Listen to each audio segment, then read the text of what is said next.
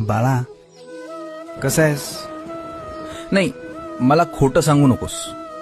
चेहऱ्यावरचं हसू जगाला दाखवण्यासाठी ठीक आहे, पण आतून किती तुटलायस हे मला कळतंय. तुला प्रश्न पडलाय ना की माझं काय चुकलं, मीच का, स्वामी माझं ऐकत का नाहीत? मी शांत आहे याचा अर्थ मी पाहत नाही असा होत नाही. मी तुझ्या संयमाची परीक्षा घेतोय. ज्या दिवशी तुझा हा संयम, तुझा हा विश्वास काळाच्या छातालावर पाय देऊन उभा राहील, त्या दिवशी बघ, हे जग तुझ्या पायाशी लोळण घेईल. माझं नाव घे आणि टाक एक पाऊल पुढे.